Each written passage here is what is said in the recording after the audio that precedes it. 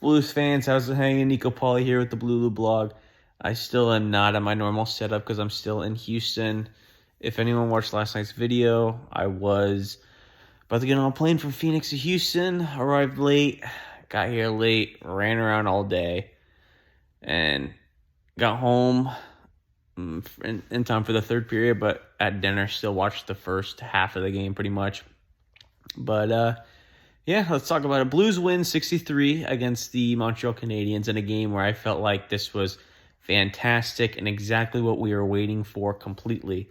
It was Joel Hofer in net, not Jordan Binnington, because he played the night before against the Devils and played lights out.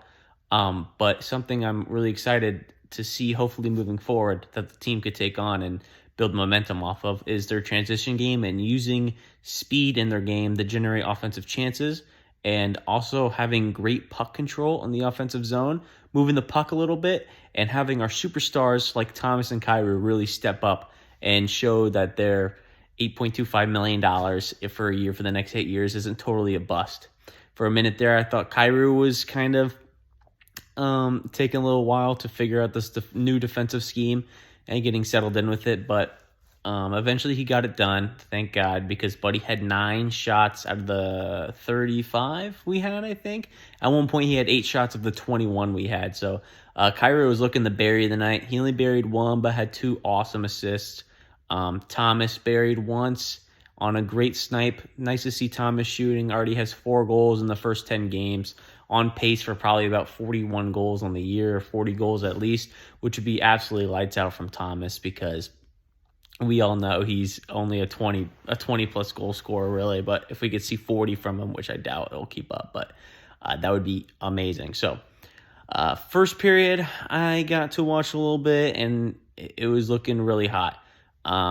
First shift comes by, looks like they have some energy. Canadians are kind of and then second shift comes with Braden Schenner, Jordan Kyrou. Schenner gets an odd man or gets a breakaway, that is. Tries to go high blocker, I believe, top left. Ends up going off of Montembeau's shoulder. Puck goes into the corner. Shen picks up the puck from the corner, finds Kyrou zipping across on the other side. And it's just an easy, not really easy because Montembeau almost got there, but it was a bottom right tap in for Jordan Kyrou to finally get the monkey off his back because Kyrou has been begging for a goal with all these breakaway mess ups that he's had in like the last 5 games. I think he's like 0 for 5 on breakaways, and he only scored in the first home game of the season against the Seattle Kraken where he was wearing the same jersey. So looks like whenever Kyrou wears that baby blue jersey, we're in good shape. So, but unfortunately we go on the penalty kill. Keep in mind, we also didn't have a single power play this game, so our power play percentage didn't get worse, thankfully. But shortly after Kyrou's goal, we end up going on the penalty kill. The penalty kill was doing pretty solid. It was doing okay, but puck kind of made its way along the wall, and Scandella took a risky play. It's either you win that or you don't win it, and Scandella didn't win it, leaving Sofkowski to pick up the puck off of a small pass, and then he got over Hofer. Hofer should have had that one, to be honest with you. I know it was up close and personal, but I mean, with Hofer's size, I feel like he should have had that one. But Sofkowski, the former first overall pick in the 2022 draft, or 21, I forget, honestly, but makes this a 1-1 game. The game will go on, but later in the period, Robert Thomas would dance at the blue line, come into the slot, and rip this puppy top shelf. It's nice to see Thomas shooting the puck. John Kelly did state that Thomas was aiming and working on his shot this offseason. And against Calgary last week, he did have 6 shots on goal, but other than that, it's been 2 or less. So it was nice to see Thomas get a good quality shot on net and pot on it. So end of the first period, we're up 3-1 right now. This lead would not last because the second period comes along and the Canadiens from Gallagher make it 3-2. This play was kind of weird because Parayko went to go throw it back behind the net for Leddy. And I don't think it was a great play from Parayko, though. Parayko's been great all year. Mistakes happen. It's not a big deal. Gallagher makes it 3-2. So what do the Blues do? They respond because they are on the penalty kill, and I swear to God, Vucinovic tripped this guy. Tripped him, for sure. Didn't get called. Torpchenko on a breakaway. Just does a quick little, I think he faked it on the, like he made it seem like he was going to go backhand and kind of fake the goalie out. Just left on his forehand and ripped this puppy top left corner. Great goal from Torpchenko. Nice to see him get his first of the year, I believe.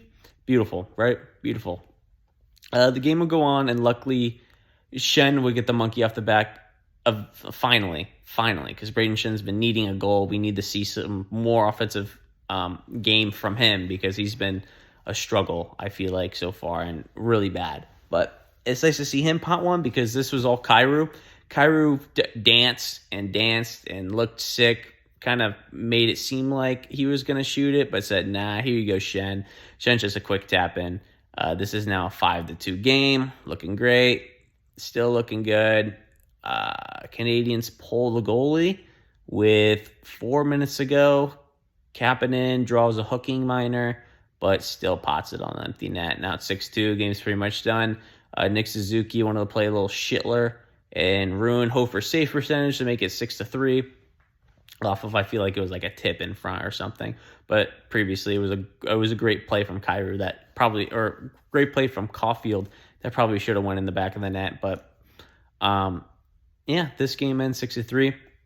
Like I said before, offensively, this was something we've been waiting for as fans, just because we're so used to this defensive scheme in the first, let's say 8 games, because I won't really count last game because they also played good. The first 8 games of the season, it was something that was consistently bad with offense, but in the defensive zone, it was solid with a couple of defensive zone turnovers, which is but these last 2 games, they really cleaned it up. Now they have their first win streak of the season. This is back-to-back wins, which is fantastic. I think their next game is against the Winnipeg Jets, maybe on Monday or Tuesday, and then the Arizona Coyotes will be in town on Thursday, on the 9th, I believe. So, the Blues have a couple of tough games ahead of them, tough home games. We already know that the Jets are really good against the Blues nearly every time we play them. And same with the Coyotes with Clayton Keller, man. Every time we play the Coyotes, it's just like annoyance. But, that's all for me. Make sure you go check out the Instagram. I'll try and leave the link in the description in the bio. If not, just look it up, Lulu Blog on Instagram. Same name as my YouTube channel. If you're not subscribed to the YouTube channel, make sure you please subscribe, send me an email at bluelublog@gmail.com if you want to, discuss anything, or DM me on Instagram. That's cool too. I appreciate everything, and have a good night. I will talk to everyone either Monday or Tuesday, whatever the Jets game is. Bye.